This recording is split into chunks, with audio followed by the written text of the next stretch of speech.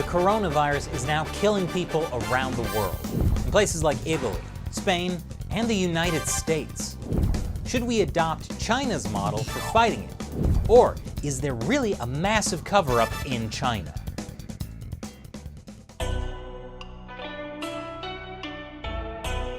Welcome back to China Uncensored. I'm Chris Chappell. The coronavirus, or the CCP virus as I'm calling it, because the Chinese Communist Party's cover-up is what allowed it to spread back in December and January.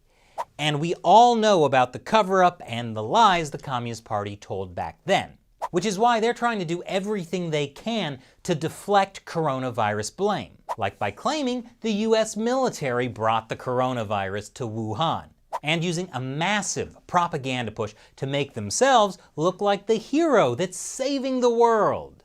So given their history of lies and propaganda about the coronavirus outbreak, would it really surprise you to learn that the Communist Party is still lying and covering things up now?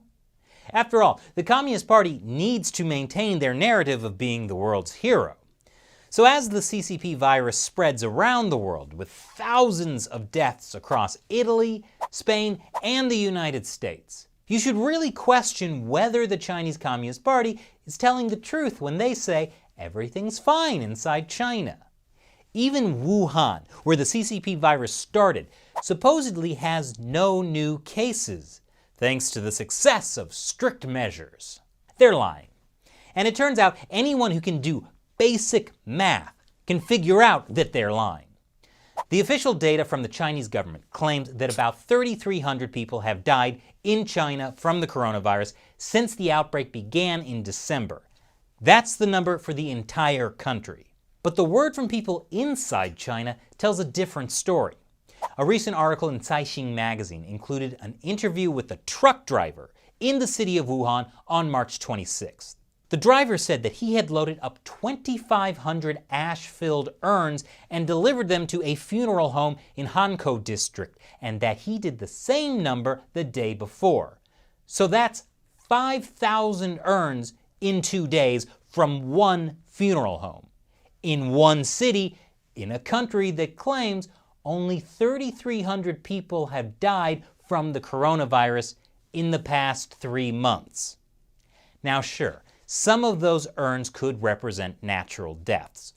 According to data from provincial authorities in 2018, an average of 131 people die each day in Wuhan. Let's round up to 200 because hey, maybe there was a particularly deadly truck pileup on the busy streets of Wuhan.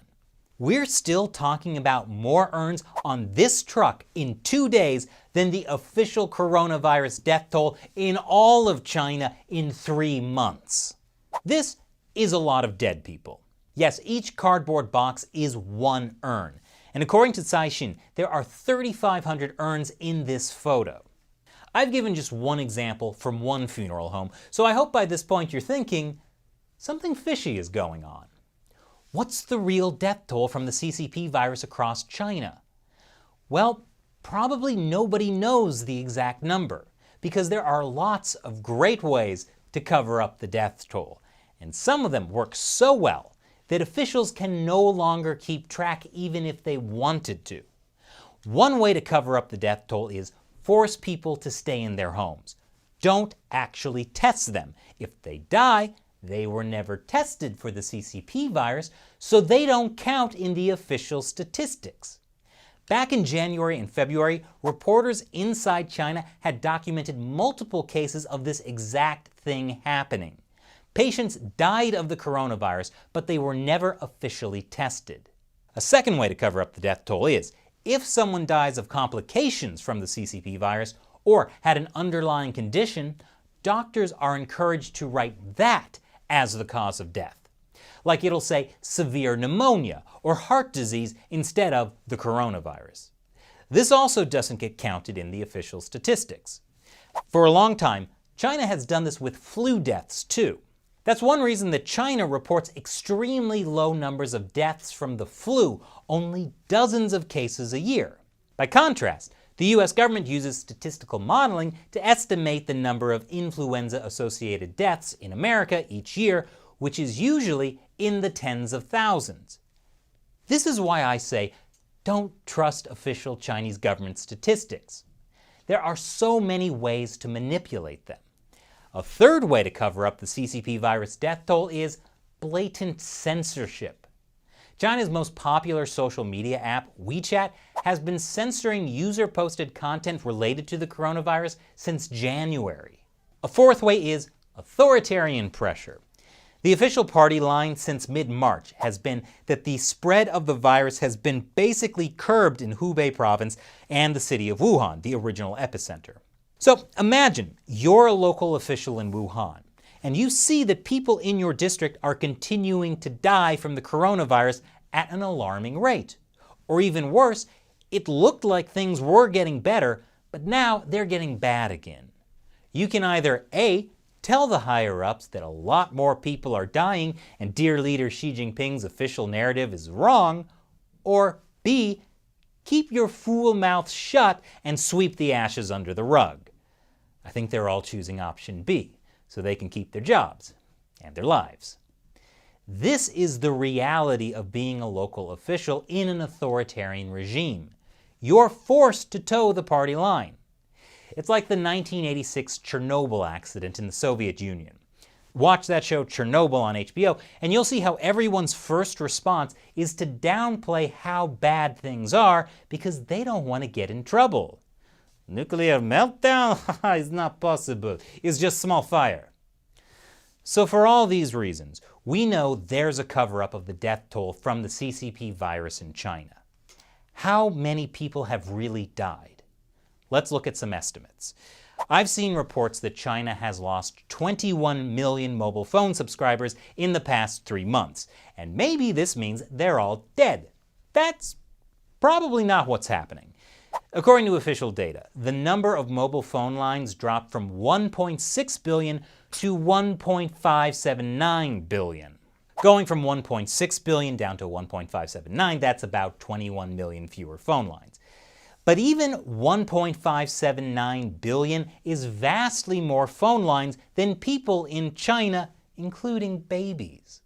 Which is to say, a lot of people have more than one mobile phone, or more than one SIM card in each phone. Dual SIM phones are pretty common in China, and at a time of economic crunch, it makes sense to cancel extra lines. Like, you had to close your small business? Cancel that extra line. You and your wife are quarantined in Wuhan and you can't travel to Shanghai to see your mistress. Cancel her extra line. If 21 million people had died from the CCP virus, that's probably too many people to cover up. But the Chinese regime could easily be covering up a death toll that's in the tens of thousands, still much bigger than the official death toll of 3,300.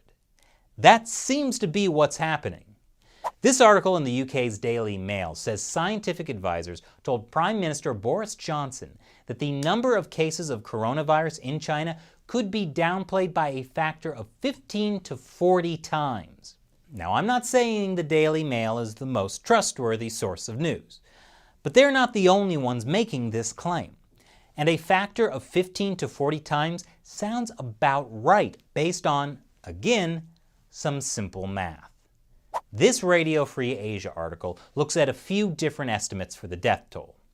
It says some social media posts have estimated that all 7 funeral homes in Wuhan are handing out 3,500 urns every day in total. And they're trying to complete this before April 5th. That's China's Ming festival, the annual holiday where you're supposed to go to your ancestors' grave, or the place where their ashes are stored, and burn incense. Or burn money, so your ancestors can get rich in the afterlife. Anyway, the article says funeral homes in Wuhan have been handing out 3,500 urns every day starting March 23rd, which is 12 days before the Ming festival begins. Such an estimate would mean that 42,000 urns would be given out during that time. In a normal year, about 10,000 people would die in Wuhan from January through mid-March. Even so, we're talking about roughly 32,000 unexplained deaths. That's a lot of extra urns full of ashes. Another estimate looks at the cremation activity of funeral homes in Wuhan. People in Wuhan have reported that funeral homes have been cremating bodies non-stop 24 hours a day. With a total of 84 furnaces running at max capacity, this calculation results in an estimated 46,800 deaths. One Wuhan resident told RFA that city officials have been handing out hush money to families in exchange for their silence about how their loved ones died. All this is to say, Chinese officials are covering up a massive coronavirus death toll in Wuhan. And if they're doing it there, they're probably covering it up in other parts of China too, although Wuhan was the hardest hit area. That makes the estimate given to Prime Minister Boris Johnson seem plausible, that the real death toll in China is 15 to 40 times higher than reported. Incidentally, Boris Johnson himself has tested positive for the coronavirus, after visiting a hospital and shaking hands with everybody. But my point is, when Western media report that Italy's death toll overtakes China's, or that Spain's death toll surpasses China's, that is really sloppy reporting, because they're comparing death tolls reported by transparent Western governments with death tolls reported by a brutal authoritarian regime that for sure covered things up back in January and is almost certainly still covering up things now. And that's a big deal, because the Chinese regime is in an all-out propaganda push, saying other countries should use China's model for fighting the coronavirus. Hopefully people reading those misleading articles won't fall for it.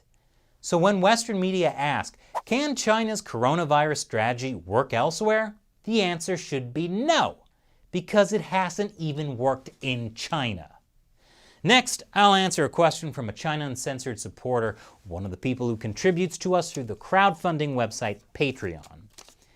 Sandra Wu asks, I just learned of a petition at this whitehouse.gov link. What do you think of this? Would you be talking about this in a future episode? Thanks for your question, Sandra. So here's the petition.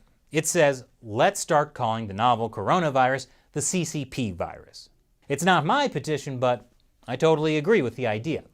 In fact, 2 days before that petition was created, I made a similar suggestion. It was the Chinese Communist Party that turned a small number of infections into a global pandemic by covering it up. And that's exactly what they're trying to distract us from. So, let's call it what it really is.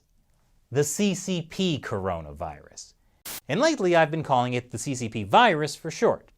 So yeah, it's a great idea. And it's much better than calling it the Chinese virus, because the Chinese regime can't claim we're being racist if we call it the CCP virus.